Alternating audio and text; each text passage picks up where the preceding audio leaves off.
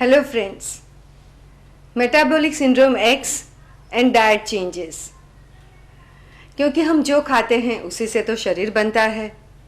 अगर हम स्वस्थ खाएंगे तो स्वस्थ शरीर बनेगा, अगर अस्वस्थ खाएंगे तो अस्वस्थ शरीर बनेगा। एक साल के अंदर हमारे शरीर के 99% एटम्स रिन्यू होते हैं। तो आज जैसा भी मेरा और आपका शरीर है, एक साल में अगर हम ज़्यादा स्वस्थ शरीर चाहते हैं तो एक साल में हम कैसे पॉजिटिव डाइट चेंजेस करते हैं उसके ऊपर निर्भर है हमारा स्वास्थ्य एंड स्पेशली हमारा मेटाबॉलिक सिंड्रोम एक्स। अगर आपको मेटाबॉलिक सिंड्रोम एक्स है, आपके डॉक्टर ने आपको बताया है और आप उसे रिवर्स करना चाहते हैं, आप उसमें से बाहर निकलना चाहते हैं, आप उसके कॉम्प्लिकेशन से बचना चाहते हैं, आप तो जानते ही हैं कि अगर असरकारक परिणाम चाहते हैं तो उचित परिवर्तन करना बहुत ही इम्पॉर्टेंट है। और मेरे मुताबिक उचित परिवर्तन मतलब ऐसे परिवर्तन जो हम आसानी से कर सके, जो हम कंटिन्यू कर सके। ऐसे नहीं है कि थोड़े दिन करेंगे फिर छोड़ देंगे।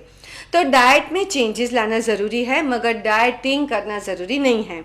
और डाइट मॉडिफिकेशन के चेंजेस के लिए आपको आपके डॉक्टर भी गाइड कर सकते हैं। यहाँ मैं आपको थोड़ी सी सिंपल टिप्स देती हूँ।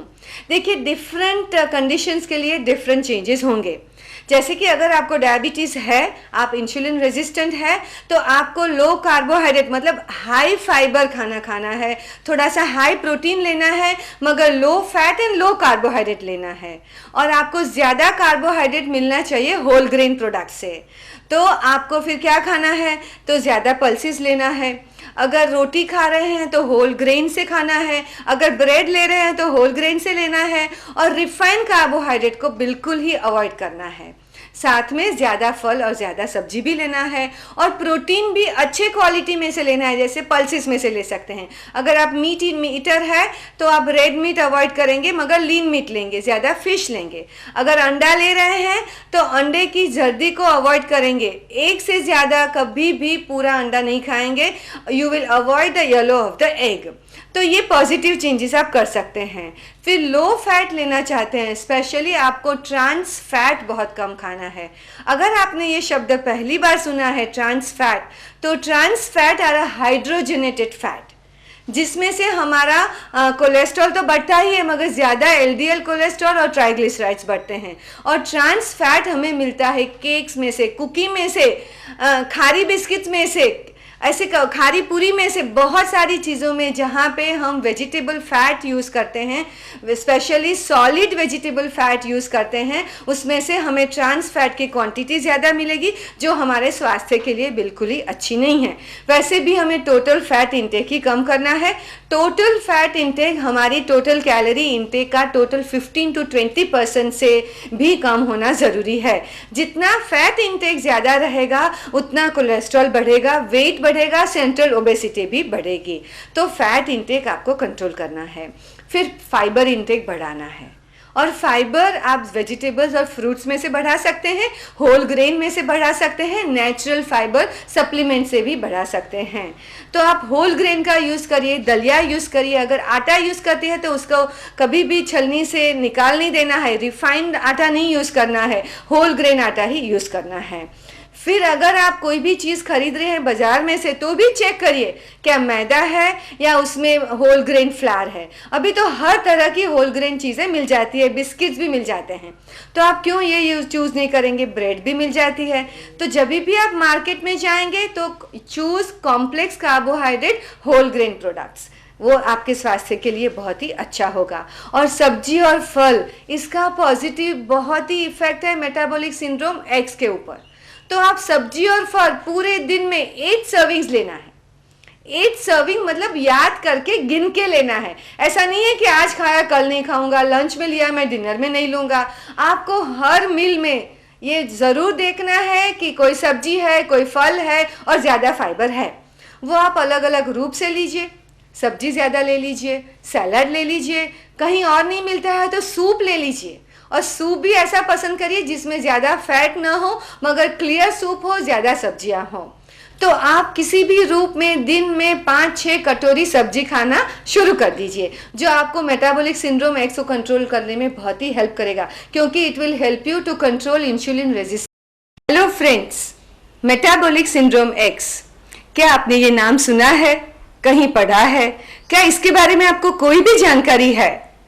अगर आप पुरुष हैं और आपकी कमर 40 इंच से ज्यादा है, अगर आप स्त्री है और आपकी कमर 34 इंच से ज्यादा है, सावधान, ये आपके लिए जोखिम हो सकता है। मेटाबॉलिक सिंड्रोम शारीरिक अवस्था का एक समूह है जिसमें सम्मिलित होता है ज्यादा वजन, स्पेशली बड़ी तोंद, मार्जिनली हाई ब्लड प्रेशर, शरीर में खून में चर्बी की मात्रा का बढ़ना, इंसुलिन रेजिस्टेंस और ब्लड शुगर भी ज्यादा होना। अगर आपको इसमें से 3 चीजें भी है तो आप समझ लीजिए कि आपको मेटाबॉलिक सिंड्रोम एक्स है। और जब भी किसी को मेटाबॉलिक सिंड्रोम एक्स होता है, उन्हें काफी चीजों की जोखिमी परिस्थितियों की चांसेस बढ़ते हैं, जैसे कि आपको डायबिटीज 2 होने की संभावना बढ़ती है, हार्ट अटैक और स्ट्रोक की संभावना बढ़ती है, आपको कैंसर की संभावना बढ़ती है, खास करके स्तन कैंसर या तो यूट्राइन कैंसर इन लेडीज, या तो कोलोन और प्रोस्टेट कैंसर इन जेंट्स। फिर अल्जाइमर्स डिजीज भी हो सकता है, यानी कि याद शक्ति की कमी, जो बड़ी उम्र में के लोगों में काफी बार देखा जाता है। फिर अगर आपको मेटाबॉलिक सिंड्रोम एक्स यानी कि इंसुलिन रेजिस्टेंस है तो काफी बीमारियां आपको कम उम्र में हो सकती है। कहा जाता है कि पहले जो बीमारी 60-70 साल में होती थी वो अभी 35, 40, 45 साल में होने लगी है। जब कोई भी व्यक्ति अपनी प्रोडक्टिव एज में होता है, जब उसके ऊपर सबसे ज्यादा जिम्मेवारी होती है। जब मैं कॉलेज में स्टूडेंट थी, मेडिकल स्टूडेंट थी, और एक पेशेंट को 40 साल में हार्ट अटैक हुआ था, तो हम सब स्टूडेंट्स को वहां ले जाया गया कि इतनी कम उम्र में उसे क्यों हुआ है, एक रिसर्च सब्जेक्ट बन चुका था। अभी 25 साल के बाद ही इसमें कोई भी नयापन नहीं है। जब भी मैं आईसीसीयू में जाती हूँ, 40% patient are below the age of 40। ये क्यों हुआ है?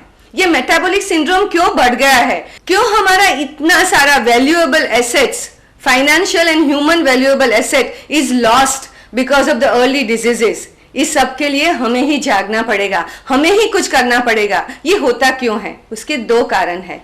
एक है जेनेटिक फैक्टर यानी कि वारसागत प्रणाली, और दूसरा है हमारी लाइफस्टाइल। हमारी जीवन शैली इतनी अस्वस्थ और अनियमित हो चुकी है कि ये सब बीमारियां हमें जल्दी लग जाती है।